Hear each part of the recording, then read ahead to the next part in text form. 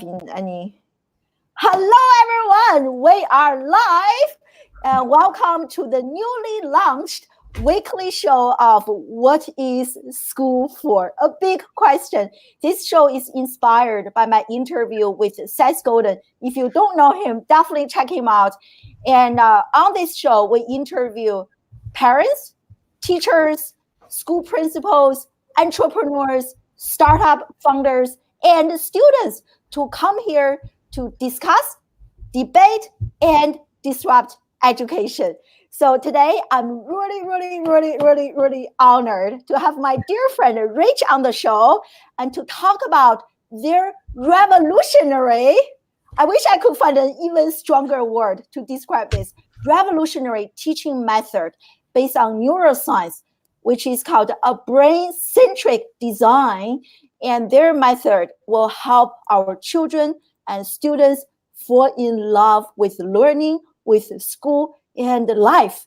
And so really excited. And Rich is the CEO of Carr Knowledge and also the author of Brain-centric Design, which is what we're going to discuss today. And their work has been featured on Forbes, and their teaching has changed so many children's lives and teachers' lives. And I had the great honor actually to join a webinar hosted by Rich. I'm telling you guys, it is the most engaging webinar ever. It was like 10 or 11 p.m. my time. I was like, this is so awesome. I want more. Whereas many other webinars I attended, I was like, oh my God, like another one. So I can't wait. You know, many of you join us live are also probably entrepreneurs. And this is something you can apply to coach and teach your own children, but also to work with your clients to deliver content.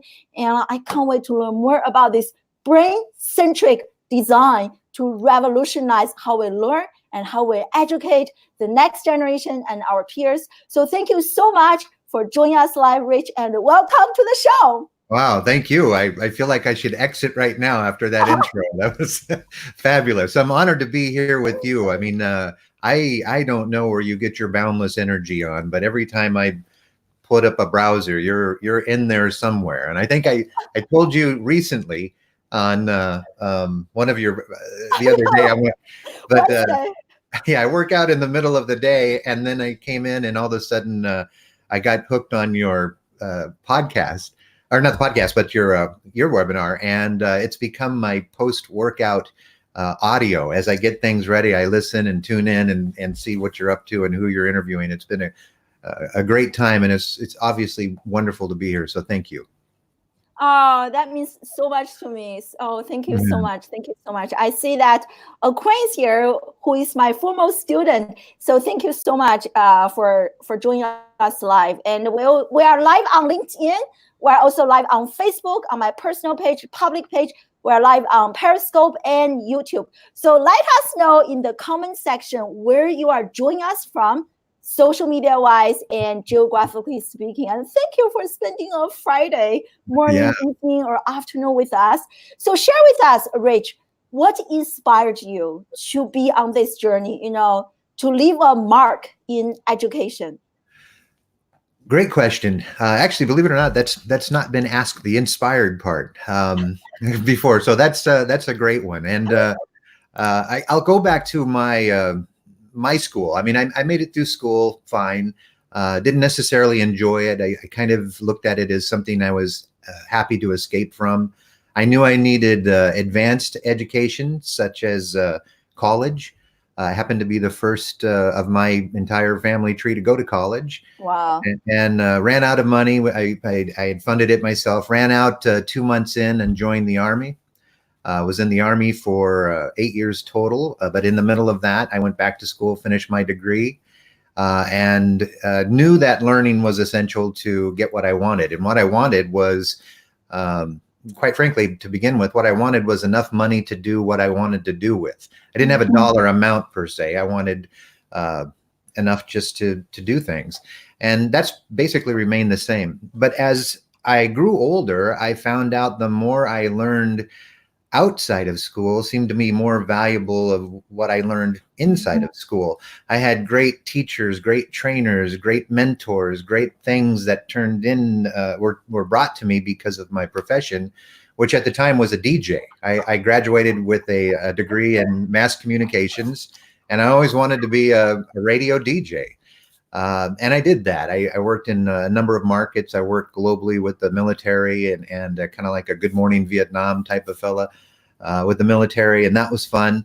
But then when I got into my professional life, I was working for the Country Music Association in Nashville and was in charge of media services. And I had all these great questions coming at me from different people. I finally left that job, went back into radio, and I got into a morning drive position in Nashville, Tennessee. And in that morning drive, I would get off the air at 9 a.m. and then I was kind of bored. So I got into sales.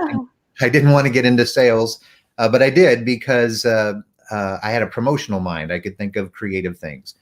I had a sales manager. She was a teacher, really, named Sue Giovanni. And she taught me that sales has a bad rap as far as the name. It's really solving problems. And you've probably heard that before, but I was fortunate enough to have that kind of training going into it. She turned me on to neuro-linguistic programming. Wow. And then people like Dr. Dennis Waitley, a bunch of different things when I was growing up like that. So fast forward as I continue to learn and learn and learn, because I really found learning outside of school very exciting. I have 4 children, and my son was in 3rd grade in a public school. And this is where everything kind of went crazy. Brilliant kid, all my children, and I'm sure all parents say this, all my kids are brilliant, but there are 4 very different children. I've got Darian, Aubrey, Jesse, and Anne Marie. And I go to a teacher-parent conference at school, and I walk in there, and the teacher says, "Oh, who are you?" I said, "Well, I'm Rich Carr. My son's Jesse." And she goes, "Which one is Jesse?" Mm-hmm. A teacher. I mean, this is a teacher for a teacher conference asking after 2 months in school, which kid is Jesse? And I look at her. I says, "Well, there's 30 children. You don't know who my child is?" And she goes, "Oh, well, we're the Fab Four. These 4 teachers." These 4 tenured teachers in this school district all get together and teach 120 kids, and they rotate around and all this other stuff. And I said, "But still, after 2 months, you don't know my child. You don't know him by name." And she didn't. So anyway, we get into this big rumble because I was kind of put off by that. And then she's telling me my child has problems in reading. She, who doesn't know who my child is telling me my child has problems in reading, according to these scores. And but he didn't have a problem reading. What he had a problem reading was fiction. He didn't want to read about, Bouncy the tiger saving the ecosystem. He wanted to learn to build ladders or fix car engines. And this is at 3rd grade. He was building chicken coops. I mean, he was that kid. Long story short, I go to the principal and say, "Hey, my son's teacher doesn't even know who my kid is." She starts telling me that I'm wrong for asking these questions in her own way. And that day, I took the kids out of school and started homeschooling. And that's where things really took off in a really wonderful way, because some of the things I was doing, now keep in mind, my whole background is mass communication. So I went through the DJ thing. I've owned radio stations, managed TV stations, worked for Paul Allen in Portland when he bought his radio TV combinations. I was his director of digital at that time, marrying the internet to radio. And the amazing thing about it was, with homeschool, was I could teach my kids more in just a couple hours than what was happening in school. We had a horse ranch, and I wasn't a very good teacher. Homeschool, they have these curriculum fairs where you can go there and do those things. But after we would do the regular school lesson, we would then go apply that lesson outside somehow in the barn. For example, we're doing geometry. And I would tell Jesse or Anne Marie that they had to go out in the barn and clean 144 square feet of walls. And they at first would go, 144 square feet. And I said, "No, we just went over this." And so they would think about it. And then they go, "That's one stall, a 12 by 12 stall." And I said, "Yeah, in geometry grade or in algebra grade or whatever." And then how many feet are in this pasture? And all of a sudden it became a game. And this kind of training in homeschool turned out to be really magnificent because they were having fun. They knew that we would sit down and hit some books, but they also knew we would go do something with it, and it would make sense to them. So let me fast forward even further. 6 years ago, on September 1st, my youngest daughter and I were going to a rodeo. Again, we had a big horse ranch. My daughter's a barrel racer. I was a heeler, roper with my son. And a lady ran a stop sign and broadsided my daughter and I going 45 miles an hour. It was a horrible accident, and we flew about 60 feet. Oh my God. Yeah, my right arm was avulsed. They had to amputate my right leg. My daughter broke her hip, and big concussion and all kinds of things. And while I was in the hospital and sitting there with my arm sewed to my chest and my leg cut off, and I was wondering what I'm going to do, basically. So they took me into this room where all these other people who've had traumatic accidents, this is after a couple months, and I was starting to heal up. And I knew I didn't want to be in that room because everybody was kind of down. I wanted to walk again. I wanted to be normal again because I was kind of disfigured and things had really gone sideways. The thing that I realized there was that what I still had was my left arm and my brain. And I wondered how people walk again, because I've seen the Olympics where all of a sudden, some guy's missing 2 legs and he's running miles. And I thought, okay, well, it's possible. How's it done? So I had a Surface laptop in my hospital bed, and I would research this for something to do basically while in hospital, because there's only television and drugs. And I willingly took all the drugs. Most of them were painkillers, but I preferred researching how to get out of there and how to get normal again. And it was there that I really found there wasn't a lot of good teaching of how to walk again, but there was a lot of these stories of people and how they looked within their own brain to get things done. You know, if somebody else can do it, well, I can do it too, type of a mentality. So this started my research into the brain, and I started mirroring that with marketing. And as I got better, I started looking at the correlations of marketing and neuroscience, because I saw that I realized that everybody has the same brain. That brain accepts information the same way, but it's what we do with that information or how we input it into the brain that makes the biggest difference.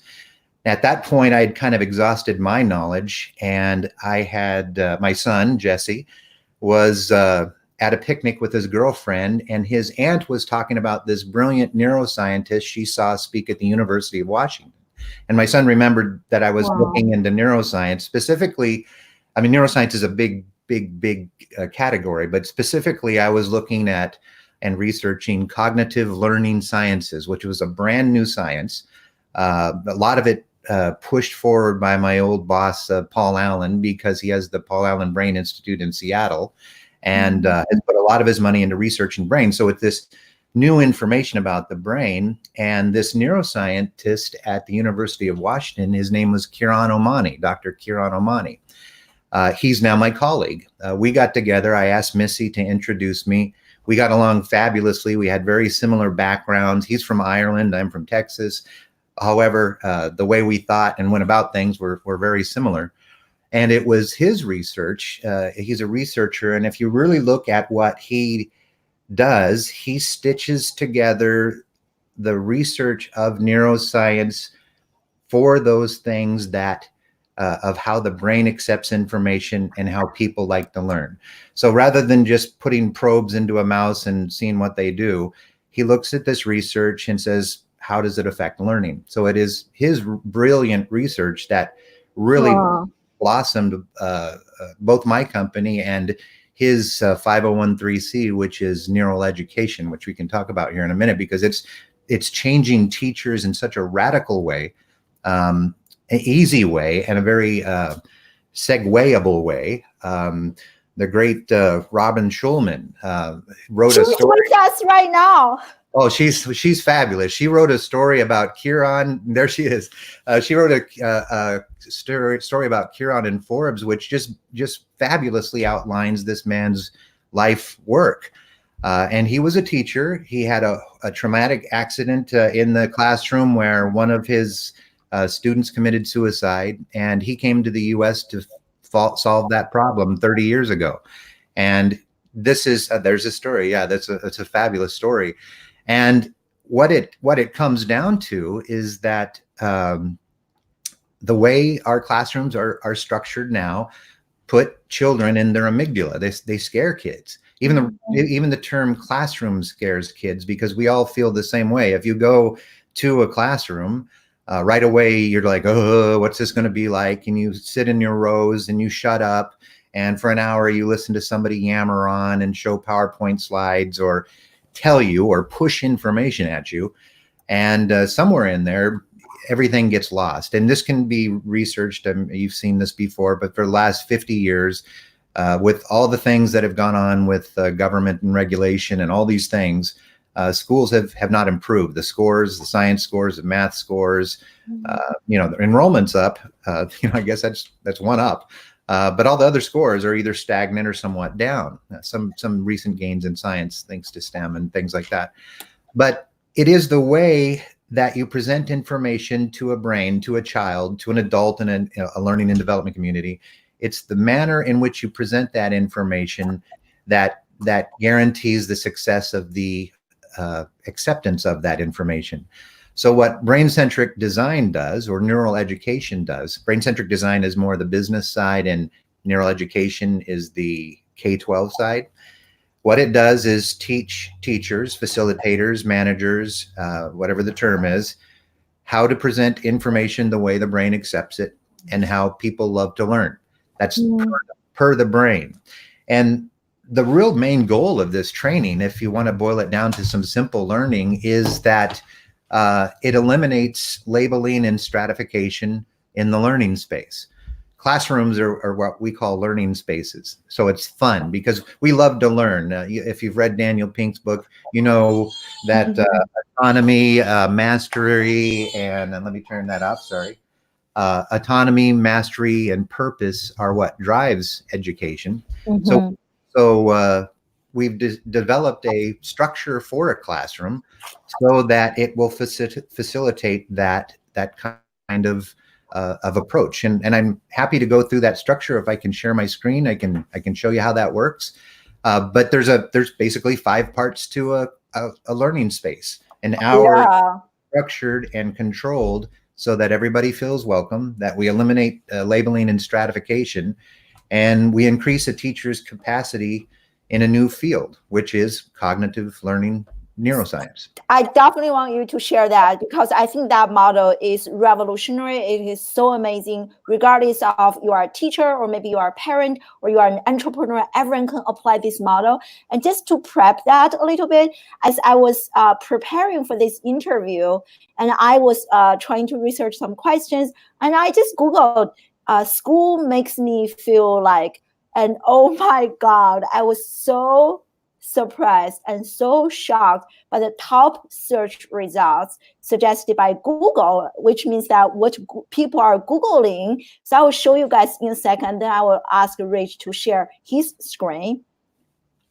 So this is like, I got quite a few different screenshots when people try to Google, school makes me cry, depressed. As you can see, this is crazy. Can you imagine our precious children? I'm seeing this in my own children.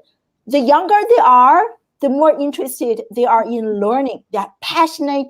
They have this like amazing, limitless energy. They're so hungry for knowledge. And as they grow older, their hunger doesn't actually increase. And somehow, whatever happened between like 1 or 2 years old, and as they grow older from schooling, and they start to feel like, oh my God, why do I have to go to school?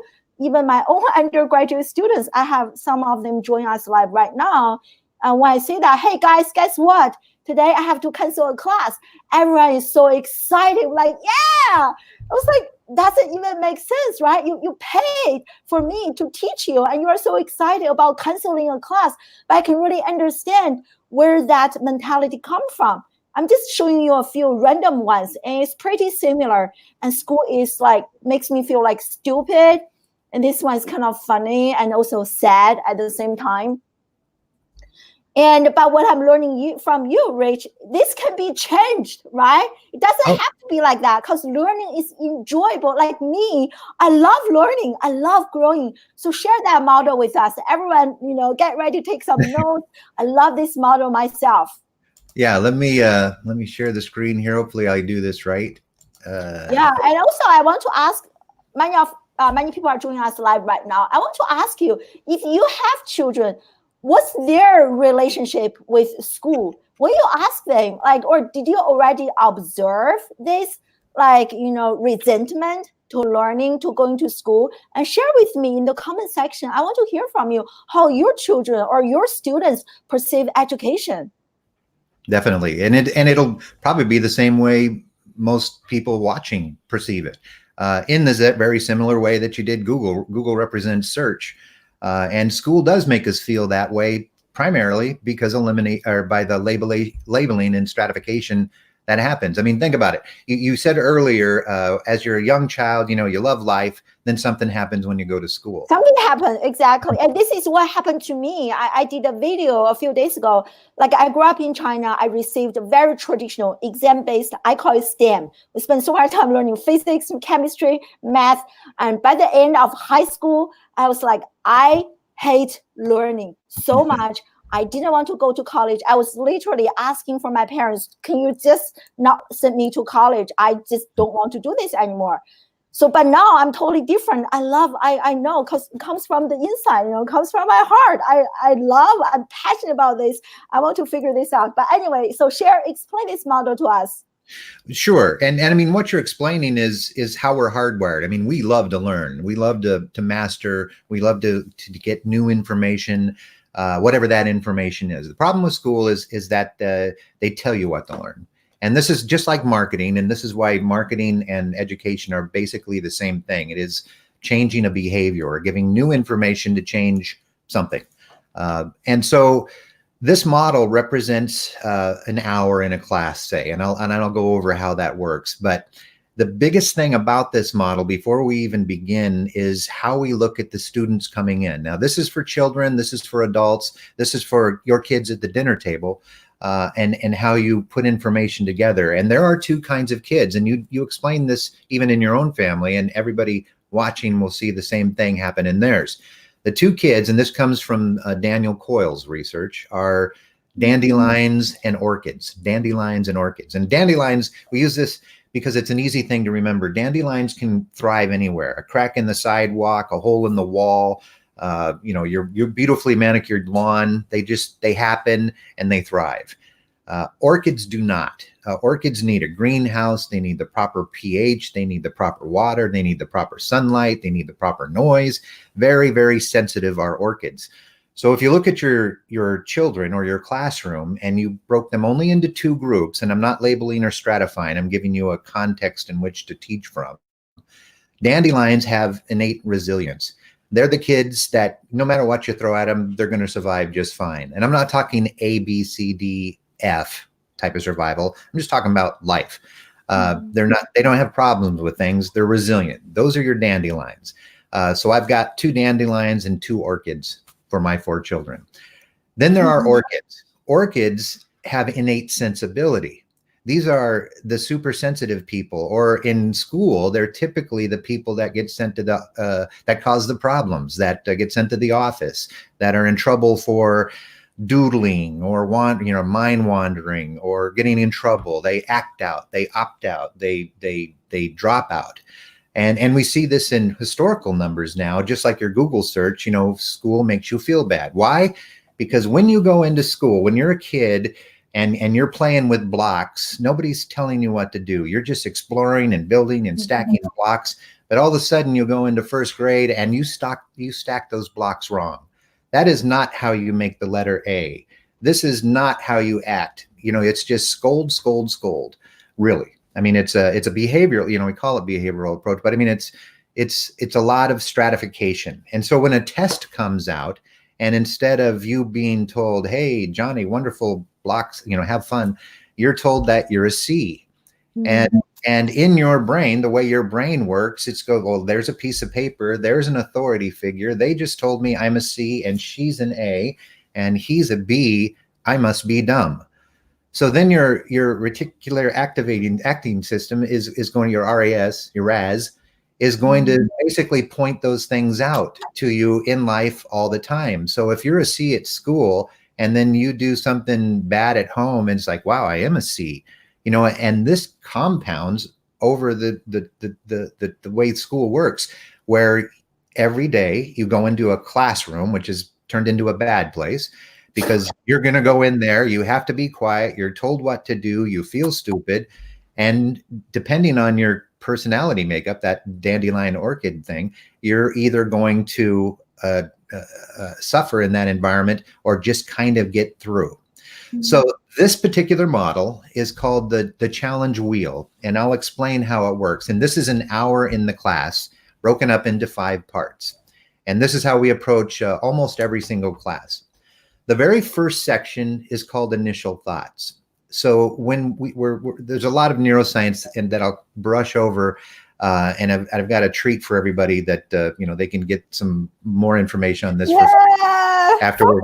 So Well, we have a 30-course university online called the Brain-centric Design Experience. And everybody listening today will get a free tuition to that. So they can go through this and look at this on their own and learn a lot of the nuances that come directly from the book, Brain-centric Design, on how this works. But the first, so let's say it's 8 o'clock, we're in school, and we're going to learn, I don't know, give me a subject to teach here that I can use in an analogy. What would you like me to use as a I guess cooking. My older son is kind of interested in cooking now, and so maybe that can be, yeah. Oh, fabulous. So cooking is food, right? So cooking's very broad, and I'll break this down to pasta. How about that? Just fresh pasta. So we're going to teach the kids how to make fresh pasta today. And rather than say, let's get out your dough and egg and a board and all these kinds of things and list scary stuff, I want dandelions and orchids to get into this class. So immediately before I even start the class, I assume everybody is an orchid. I assume everybody in my class is in their amygdala or is under what we call an amygdala hijack, meaning that they've got something else on their mind. If it's a child, it might be an adverse child situation. Maybe they got a bad home life. Maybe they were bullied at the bus stop. Maybe they're feeling ill. Maybe their cat's sick. If they're an adult, I didn't mean to do that. Sorry. If they're an adult, they, maybe the taxes are due, or the car's not working, or my wife hates me, or the chicken was on fire. It doesn't matter. When they come into the classroom, you have to realize they've got this other life that they brought in. So we teach to the orchid, and we teach one concept, and we go very deep into that concept, and we make them a part of it. This is how it works. The first part is called the initial thoughts. So if we're talking about cooking fresh pasta, I want that child, that learner, to understand that this class is all about them, or what we call me here now, because we all operate in that space. I'm interested if this is going to affect me here now. Wow. And if I'm not interested, if you're telling me I should learn this and I'm going to be graded on it, I'm instantly scared, and I went right back into my amygdala. So in the initial, I can interrupt you for a second. I think that's such a great point, because while I was going through my educational journey, I couldn't draw any personal connection between what I was learning and me and myself. So that point was such a great point. Sorry to interrupt. Thank you. And everything we do in life is really about me. Even if we're altruistic, it's to make me feel, helping this person makes me feel good, right? I mean, I'm on this diet, but I'm eating this chocolate sundae because it makes me feel good. I mean, my other thing is not out there. So in the classroom, it's such a wonderful opportunity to help people learn. You have to realize that we're not teaching to Johnny we are technically, but we're really teaching to his brain, and all our brains work the same way. So let's make that brain open up, not be in their amygdala, and be ready, conditioned for learning. So when we take cooking, and which I've now reduced to making fresh pasta, the very first thing in this first section of the class is I'm going to say, hey, today we're going to be learning to cook fresh pasta, and I want to know what everybody knows about it. So take 60 seconds, and on a piece of paper here, I want you to write down your answer to the following challenge. How do I make fresh pasta so that I can eat it whenever I want? So I've turned fresh pasta into a challenge, an attainable challenge, and I want them to instantly go into their now developing prefrontal cortex, where these kinds of thoughts happen, which doesn't really mature until you're 25 if you're a female, 26, 27 if you're a male. So this thing's building all through school, and it's important to understand that. But when you come in and you ask that child, say, Johnny, how would you make fresh pasta so that you can eat it anytime you want? Johnny sees the benefit in that. Wow, I can cook, I can make fresh pasta, and they're going to take 60 seconds to think about this challenge. Maybe they don't know, maybe they think it's just from a box and they put it in boiling water, but they don't know how to boil, all these kinds of things. But there's no wrong answers here. They're thinking for 60 seconds about what we're going to tell them about. And they keep that answer for themselves. This is not to show me. It's not going to be graded. It's their answer to the particular challenge.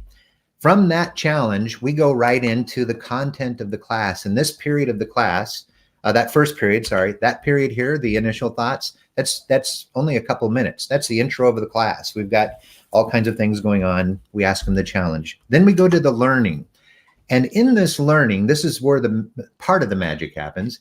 This is where, instead of covering information like in a classroom, in a brain-centric design learning space, we present information so that the learners can uncover it. We're not trying to hit them with a bunch of information. That's cognitive overload. We're hitting them with information that they look at and go, oh, that kind of approach. We call this section multiple perspectives. Generally, it's 15 to 20 minutes long. Again, we're using an hour as our goal here, but this could be a week long. I mean, depends how long the classroom. 15 to 20 minutes long. And in that 15 to 20 minutes, I'm going to show 4, 5, 6 very short perspectives on making fresh pasta. And the key thing about those perspectives is I'm going to light up their whole brain. Now, there's 4 major lobes in the brain. This is neuroscience. 4 major lobes.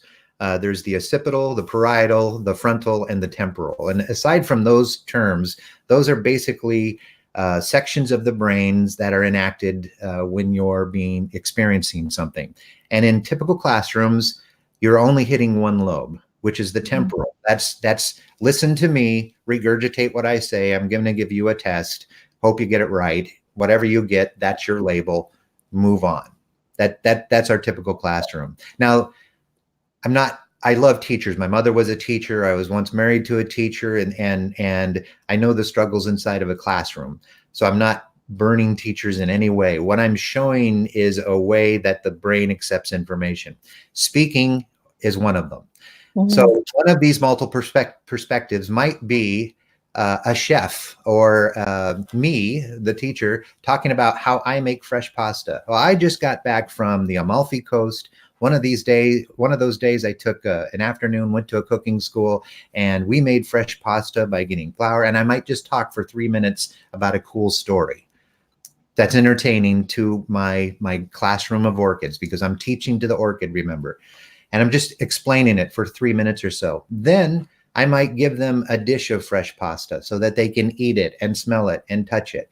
Then I might have a chef in a video talk about how he makes fresh pasta at his restaurant in New York that just got the Michelin star. And then I might have them do a little 3 to 5 minute workshop where they get to actually have some flour and an egg and make dough.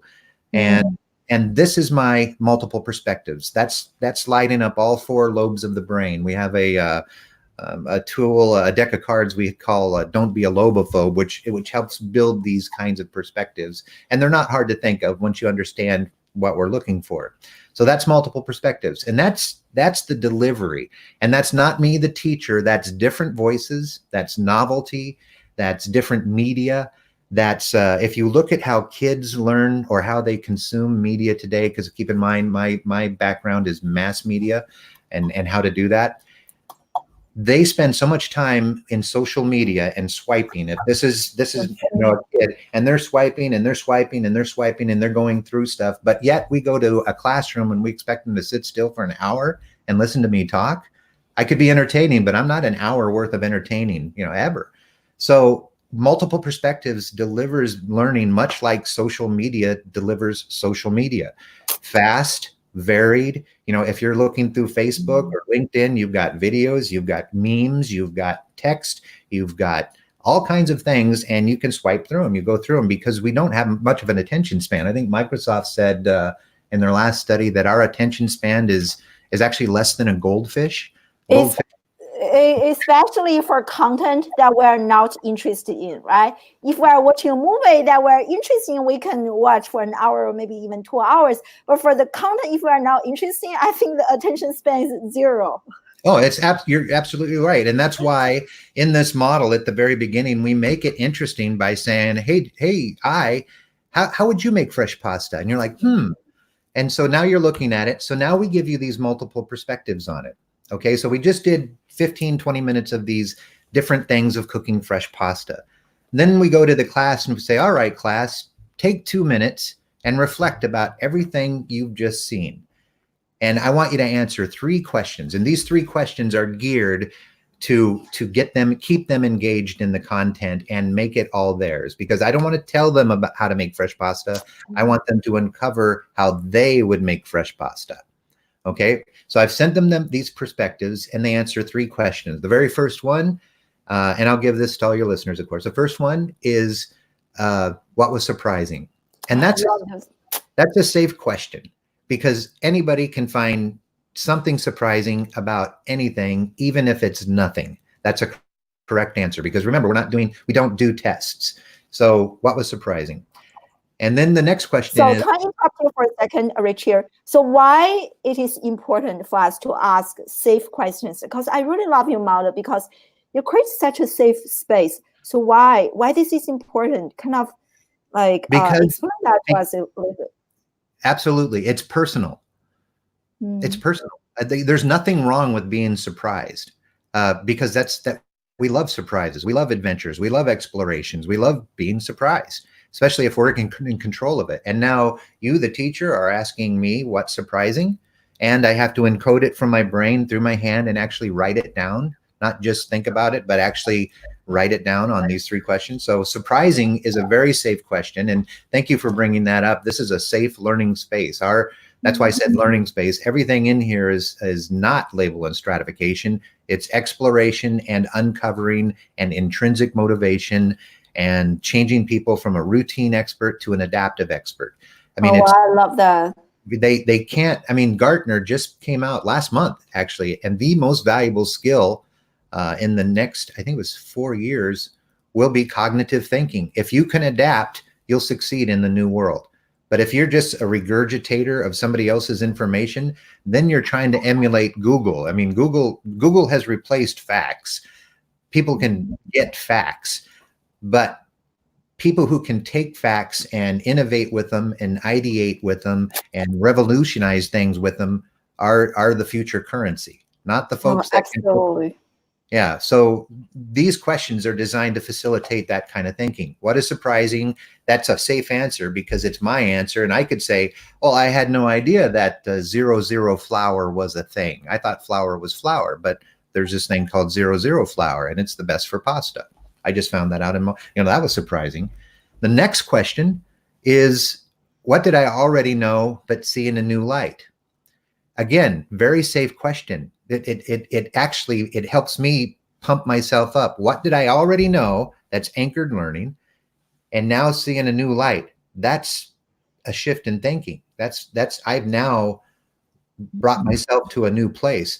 So, well, I knew there was pasta, but I had no idea it was just flour and egg, and that, anybody can do it, and I can do it because I just did it. I just massaged some dough. I felt it. I know what it looks like. I thought it came in a blue box, but it doesn't. It's flour and an egg, and anybody can do it. So that's something I knew and now see differently. And then the third question, and these are always the same three questions. We don't mess with these questions because they're neuroscience. This is Kieran's design. Third question is, what do I still need help with? It's very simple. Not, do I have any questions? That's a fearful way of saying, does anybody have any questions? All of a sudden, you cower down like a frightened turtle. If you say, what do I still need help with? It's like, well, how come his pasta was better than mine? I still need help with the consistency of the dough or whatever it might be. So those are the three questions. And then this is where the magic happens. This next section, which is called revised thinking, is where learning happens, and you can hear it, and it's exciting. And this is what you experienced in our professional learning community on Tuesdays, is that we take those same three questions and we move them into what's called revised thinking, and we divide that class into groups. Now, let's say we have a class of 30 kids, 30 adults, doesn't matter. We'll divide them into 5 or 6 groups of, 5 or 6 people, however you'd like to do the math there. And we give them 15 minutes to discuss those same 3 questions. So we've got 5 groups of 6 people, all discussing what was surprising, what they already knew and see in a different light, and what they still need help with. And this is also very safe because those questions facilitate a conversation. Earlier, you had said, Seth Goodman had asked you, what is school for? My answer for that is collaboration and co-creation. I love talking to other people, especially people from outside of my field of study, to connect things to mine. Kids are the same way. And you've seen all kinds of videos where here's a big group of people and we're divided. However, we have all this stuff in common. Classroom is the same way. If you talk about fresh pasta in the classroom and I'm sitting in a group with 5 other people, and one of us is going to be the taskmaster, making sure everybody participates in the conversation. Another one's going to be the scribe, and they're going to write down what everybody says. And another one's going to be a timekeeper to make sure we stay within the 10 to 15 minutes and everybody gets to speak. So all of a sudden, you've got 5 or 6 people all collaborating and co-creating what was surprising. I said I didn't know 00 flour, but you said you had no idea that it was only egg and that sometimes your mom drops oil into it. And then Sally says, oh yeah, I do a little salt too. And suddenly you've got people creating fresh pasta. They're talking about it. They're engaged about it. They're having fun. They're exploring. Same thing with the second question. What did I already know and see in a different light? Chances are in that group, we're going to have several different answers, and they're discussing them. And then what do they still need help with? Well, they write that down. Now, here's where the magic comes after this revised thinking, because this is loud. This is kids talking, having fun about this concept, not you saying this is how you make it. So they're having fun with it. They're now taking ownership of this, or they've now made it intrinsic, obviously. And then here's the fun part. The very end of the class, if I hit the right button here, there, sorry. Very end of the class, this is called report out. So one person from each group stands up, each group stands up one at a time. They give themselves a fun name. We give them these instructions when we break out into this group here. So, okay, kids, break up into these groups and give yourself a name. And they have fun with that because they're being creative, and they can be whatever. So the first spokesman for the first group stands up in this last part called report out. And that first person stands up and says, we are the linguinis. And the linguinis thought what was surprising was, and they say whatever they came up with as a collective group. And what's wonderful for that is you've got a spokesman, because they'll always be the spokesman. Somebody always wants to be that person. But they're saying we. So in these other sections of the model, the initial thoughts, everything was individual until we got to revised thinking. Now we're thinking in a group. And now my thoughts as part of that group are being exposed to everybody through this spokesman. And he's saying, we, the linguinis, thought that 00 flour was really surprising. You know, we thought flour was flour. What we What we, the linguinis, already knew and see in a different light is that pasta shouldn't come from a box. Pasta should come from that flour bag and that chicken egg, and it should be a family affair, and it should be fun. And we're making healthy food with no preservatives, and it's really crazy. And we, the linguinis, still need help with. How do I get one of those pasta rollers? Or can you do it with just a rolling pin? Or, how can I make those funny shapes that I see when I go to the Olive Garden, or, whatever. Now, what's fun about this is, remember, we have 6 of these groups. I think I said 5 of these groups. This is going to happen 5 times in the report out section. And each one of these report outs takes just a couple minutes. So call it 10 minutes at the end of the class. All of them, they're all excited to see, okay, the linguini said this, but the pasta meister said this. And what's happening is cognitive rehearsal. Since this portion of the model, since reflect, you, the teacher, are just monitoring and keeping things going the way they should. You're really being cognizant of time, listening into what they're saying here, adding if they have any questions, and then watching the brilliance of these young, beautiful, limitless potential minds talk about fresh pasta in a way they've never spoken about it before. And it's fun because the whole thing has been about them. And at the end, they've now heard the cognitive rehearsal part 5 or 6 times from all these people in the class about making fresh pasta. And that's the class. You're out of the class. Now you take a break. I mean, in the middle of the class, we do fun things like brain breaks and all those kinds of things. And the brain break might be about their particular it might be about pasta, like we might have them juggle routine pasta noodles or something. And the idea is to kind of clear out that prefrontal cortex and make room for new learning, because it's an infinite space. And I can go deep into the neuroscience of all that, but that's the model. It's called the challenge wheel. Initial thoughts, multiple perspectives, reflect, revise thinking, report out. It's that simple. And anybody can do it with any curriculum at any time. At the dinner table, whether you're moving your kid to college, it really doesn't matter. We do that at work. We do that in our management meetings. When we have a management meeting, we have one concept we're going to cover, not 20, because nobody's going to remember 20. Nobody ever does. The great thing about brain-centric design, and we just did this at the Columbia Teachers College in New York, where we presented the results of this in a couple Fortune 100s we work with. We had a third party measure the effectiveness of the learning in this model versus the traditional model. And what we found and presented, and it was accepted peer-to-peer, was that we've reversed the Ebbinghaus curve. That's the forgetting curve. You always hear this, that you're going to forget 80% of this in a day anyway, so it doesn't matter. Well, why? Because they didn't learn it in the first place. It wasn't presented correctly for their brain in the first place. And what happens with this model is the learner takes agency. So after they leave that class, they're going to go home and say, Mom, let's make pasta. It's like, let's go get some flour and egg. I just learned this today. And now it's them. It's all about me here now.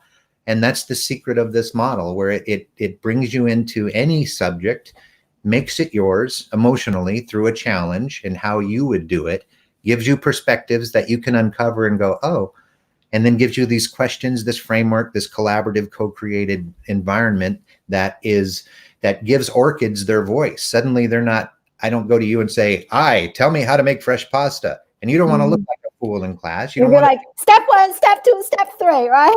Yeah, none of that. I mean, the steps, those are there. I mean, kids, everybody's got limitless potential, but in a classroom, a traditional classroom, we box that potential up, and then we tell them, we label and stratify them. And even though I might be a brilliant kid, you don't know whether my cat got ran over that morning. And I'm not going to learn math on a morning my cat got ran over. Sorry, that's not my priority. My priority is in my heart because my best buddy got squished. And I'm not going to learn. And then suddenly you give me an F. That's why you Google results and you see those things, because we don't teach to the brain. We teach to 5 horrible government models that haven't moved the learning. So true. It's so true. And then on top of that, and teachers, I taught in the classroom for 10 plus years.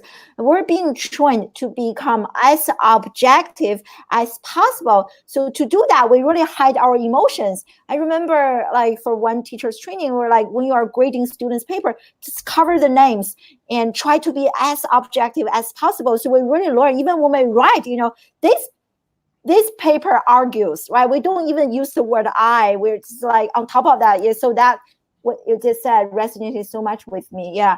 And I love this comment from Donna, who's actually joining us from Denmark. Very interesting. And he said that a third question is asking how much do we sell this pasta for. I love it. But I think that's a great point. Like, you can really add this personal component, right? And here is actually, people are loving everything that you shared so far. These are great questions. And I already entered and typed the 3 questions in the comment section that you guys can copy and paste. And so this question is from Greg. And he said that the United States is such a powerful country. It's a first world nation with a third world education program. Why is that? It's there's big money. It's kind of like big pharma.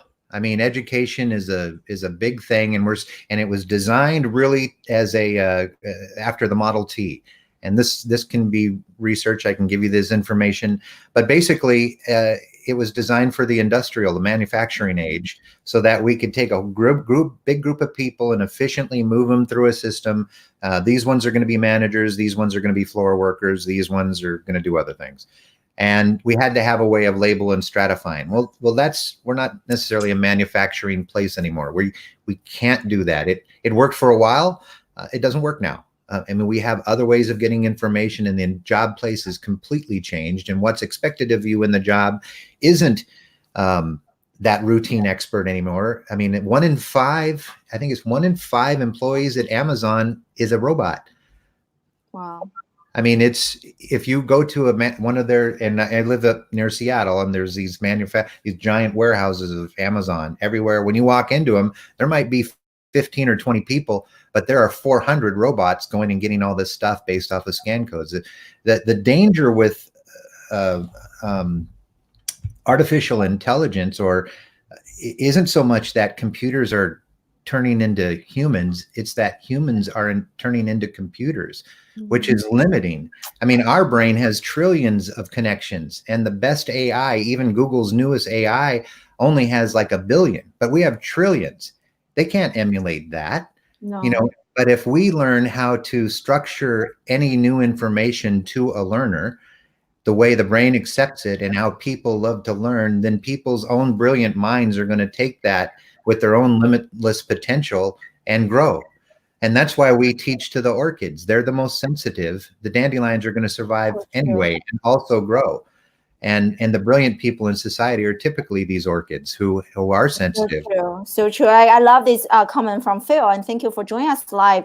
And schools are just training us to become employees, this employee mentality, right? We listen, hey, listen to the teacher. Every time when I drop my kids off at school, I frequently hear other parents, listen to the teacher, listen to the teacher. And I love how Gary was talking about, critical thinking, right? The more you listen, you are really losing this ability to become critical. When I first came to the US, my teacher asked me to be critical. I was like, I don't know how. I never asked a single question in my entire life. I don't know how to be critical. You teach me how to be critical.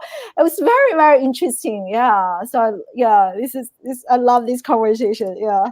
Yeah, it's been wonderful, and again, it's the beautiful thing about it is it's agnostic to any kind of subject matter or person. It's not media. If it doesn't require an app. It just requires structure. Because quite a few people join us live right now and are like entrepreneurs. They're thinking about homeschooling their children. So, and you also homeschool your own children. I want to ask you first, what are some like noticeable changes that you observed in your own children between going to a traditional school versus now being homeschooled? And then share with us, how can we adopt this method you just shared with us to a homeschooling environment? Homeschool is near to my heart because, again, we did do it for the kids. And the beautiful thing about it is that you're in control, and you know your children better than a teacher knows your children. And when you put this model into a homeschool, it's you're basically structuring applied learning for them. And you can do it in so much less time, because you only spend a little bit of time actually in a room, kind of going over the basic parts of the information, or what I'll call the multiple perspectives of what I just showed you. And then we'll go outside, and like I say, and apply it, or somewhere else in the house and apply it. And then we'll take a break and have fun. Go ride horses, go do chores, go walk by the river, whatever it is that takes you out of that. 8 hours of school is way too much. I mean, we in our classes, even though a class might be an hour long, in that hour, we do 2 or 3 brain breaks in the class. And a brain break is designed to again, clear the space so you can learn something new. And brain breaks, you can Google them. We have a lot. Actually, I have a whole thing that we're giving your viewers here today where they can learn more about it. We have this is so interesting. I never even heard of this. I can't wait to check out some of that. Yeah. A brain break is literally okay. So again, think of typical classroom. You're sitting on a chair, and you're listening to the class for an hour. Most people can't do that, let alone kids. So our rule of thumb is, whoever you're teaching to, if your classroom is all 10-year-olds, then every 10 minutes have a brain break. If your classroom is 30-year-olds, then every 30 minutes have a brain break. And the idea of a brain break, again, the technical, the neuroscientific idea of it, is to clear your prefrontal cortex, where the critical thinking takes place, where you're actually leaning in, where you're engaged, where you can predict, where you can postulate, you can think up here. Clear that area for whatever is coming next, and to get the blood out of your keister and up into your brain. If you're sitting down for a whole hour, the blood is not in your brain. But if all of a sudden I stand up and move around and dance, or do an activity, or walk around the room, something as simple as a brain break would be, okay, I've just done 2 of my 4 multiple perspectives, right? And then I ask the whole class to stand up and team up. So I team up with you, and then I tell the class, I'm going to engage their brain here, touch elbows with your partner, and walk once around the room while keeping your elbows touching, and discuss what you think was most fun about what you just heard. That's it. I love this. So cool. I think most conferences I go to, they just talk nonstop. By the end of the conference day, I'm like, oh my God, I can't take any more information.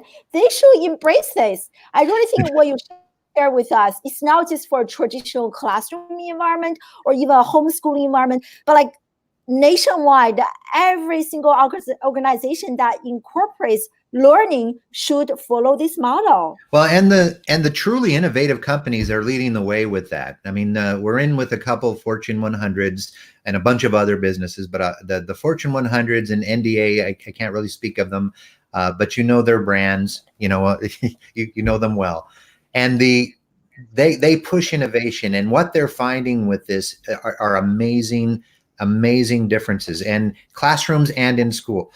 What they're finding is that they're learning more in less time and loving their job because they're not scared.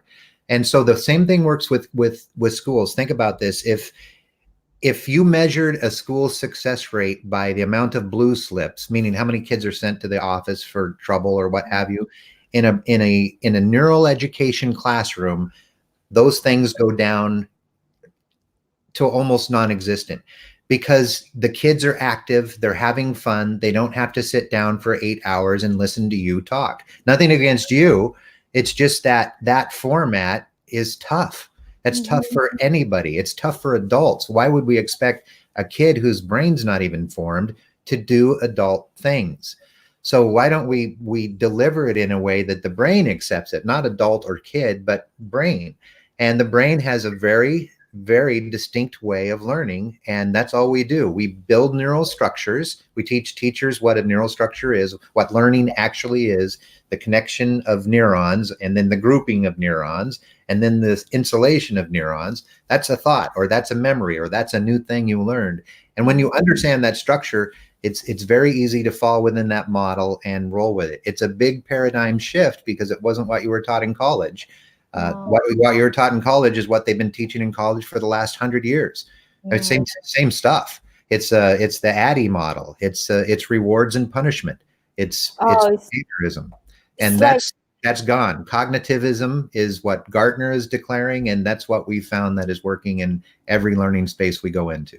Yeah, there are so many things that I love about this model, but one thing in particular that I really love is how you guys are emphasizing creating this safe space, safe learning space. Because I remember I listened to this TED Talk. So the speaker was talking about how many organizations, they ask their employees to innovate, but you can only innovate within this, within that. They give them a long list of parameters for people to innovate. Then everyone was like, I don't know how. So like, I love how you mentioned, giving children this safe space, allow them to make mistakes. I really enjoy this and draw that personal connection. Yeah, and we have to respect your time. We have been going live for an hour. Everyone, I'm loving the questions. But I definitely want to respect Rich's time. So there are two questions I want you to briefly touch upon. So this first question, which I hear a lot in terms of homeschooling, is how can you homeschool social skills? And if you can I love that question and love it. Primarily because that's the first thing all the other parents said was, yeah, but you've taken them out of their social environment. It's like, no, I've controlled their social environment. I don't want them in a group of 30 kids who are unruly with a teacher who doesn't even know my kid's name. I do not want my kid there. So homeschool, I thought, was saving my kids from going down a path that I could see clearly from research that public schools aren't always putting out 100% of the time wonderful kids. I wanted that for my kid. And so I thought, well, rather than just complain about it, because complaining is not a strategy, complaining is just complaining. I wanted to do something about it, whether I was right or wrong, but I knew they were in a wrong spot. The social skills come from the social things that we dictated that were important for them. Now, I said earlier, I had a horse ranch. And so they were in 4-H. So they were with kids that were in a similar situation, that had farm animals, that had fun around that environment. Homeschools also have co-op opportunities where other homeschoolers, we all get together and we talk about subjects and so on, and have a different kind of environment. And the other thing was travel. Social skills for kids, to me, was travel. Different states, different countries, different towns, different restaurants, different anything, so that they could go. So if we always went to Olive Garden and ordered fettuccine, that's what they would think Italian food is. No. I'm taking my kids to Florence, and we're going to bebop, and we're going to find the world's best tiramisu in Florence. And they're exposed to people and homeschoolers. And you can see this with almost every homeschool child. They're so much more socially adept because they've been in situations where they speak to adults, like 4-H. I'm a big proponent of 4-H, presentation skills. I just manage their stuff. Sports, of course, soccer, baseball, football, anything like that. I just manage their social. I didn't think social should happen in a classroom. I think classroom without walls. Yes. That's it for sure. So I hope that answers it. But that the social skills I controlled, they were very important. And we made sure that they were acclimated to a number of situations as often as possible. I just want to add a quick point. I so agree with this because on this show, I interview almost every single entrepreneur who has come to my show. They homeschool their children. It is very interesting. You can really see the missing links. And they all share their children have remarkable social skills because they are in the environment. They are actually mingling with people who are older than them, who are younger than them. When you look at our own children who only socialize with their peers of the same age, oftentimes they cannot communicate with the people who are older than them. They will have a hard time to verbalize their emotions or thoughts. But those children who are used to mingling with a mixed range age of children, they are a lot more articulative. Yeah. So I love that.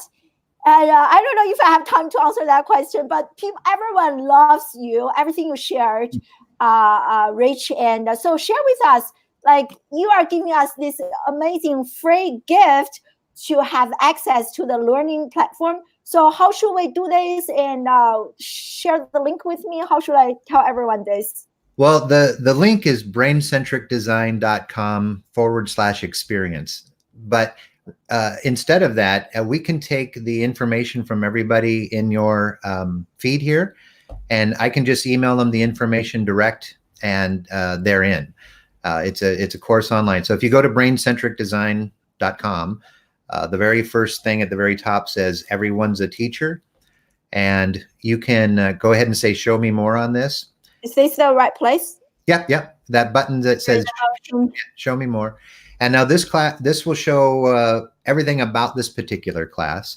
But everybody who we have here in your comments that has signed on, you have a record of that. We'll send the login information to, and they will go through approximately 30 of these challenge wheels that I just described on 30 different subjects, concepts, and have full access to everything that we said in the neuroscience included in all of those things.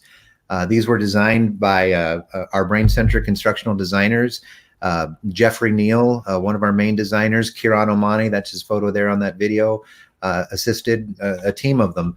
And it's a wonderful deep dive. Now that particular page, you can even take a free course, a PowerPoint course that'll talk about it. Talks a little bit. That's you. I love that.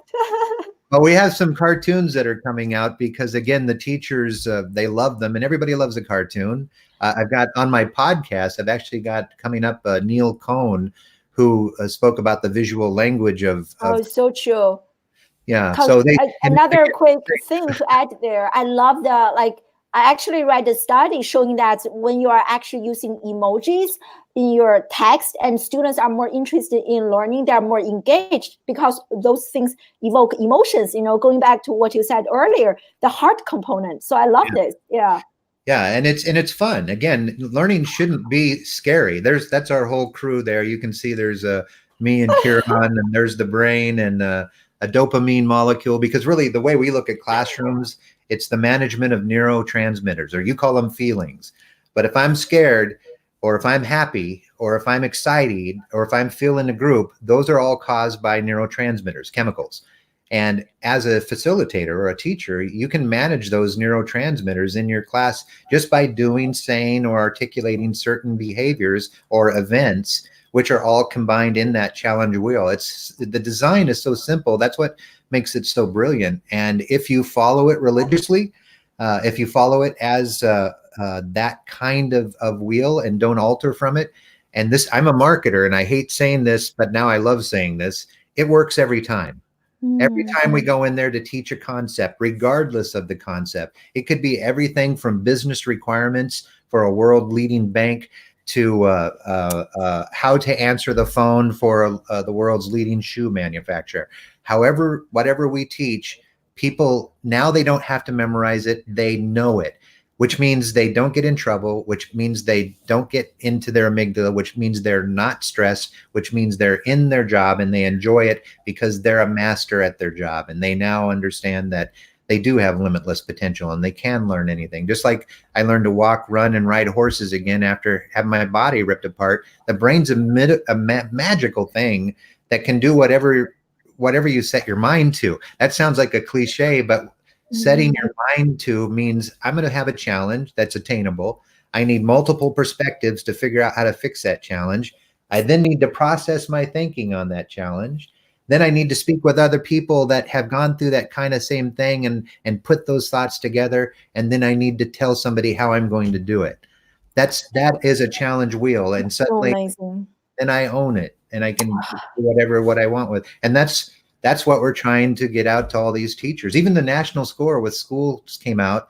The schools that Kiran's neuroeducation, that's neuroeducation.org, that he's teaching those teachers and school districts, they're getting the best scores in Washington State. And they have less kids dropping out. They have more kids being engaged. And it's because now they like going there. They get to collaborate, they get to co-create, and it's safe. Unlike their home or their neighborhood or what they see on news or what they're looking at social media. When they come into one of our learning spaces, it's fun. We're going to have fun and I'm going to walk away smarter, and that's cool. And that's what we want to have happen. Wow, I like everyone just love. We have about like 30 people join us live on multiple platforms. Please make sure to tell me your email address. You can privately message me or leave them in the comment section if you don't really worry about people emailing you. Yeah. And and I will send all the emails to Rich. This has been such a like people are still commenting, and we have some really great questions. I'm sorry I don't really have time to answer those questions, but it shows like asking, tonight when my children come back home, I'm going to ask those 3 questions. What is surprising? They're so simple, but they really, I think, encourage our children to open up, to share, and to collaborate. So thank you so much, Rich. This is incredible. I appreciate you. I appreciate you, and what you're doing with Classroom Without Walls, giving these things opportunity for people to be exposed to them, not through advertising, but through an experience. And like you, I mean, if anybody wants to reach out to me on LinkedIn, it's Carr Knowledge, CARR Knowledge on LinkedIn, and also Brain-centric Design. Drop me a message with a question. I'll answer it. I'll help in any way I want, point you to the right people, because knowledge that's not shared is worthless. And right? Yeah. I love this. Thank you again, everyone, for joining us live. This is a weekly show, What is School For?, where we have parents, startup founders, entrepreneurs. We come together, we discuss, debate, and disrupt education. And join me live on next Friday at noon EST. And I have another amazing parent / entrepreneur and / educator join me live on the show. So thank you so much, everyone. Have a great weekend. And if you want to have access to the free learning platform, please make sure to message me your email by the end of the day. Thank you so much, Rich. Thank you. Bye-bye. Bye. My dog. Oh,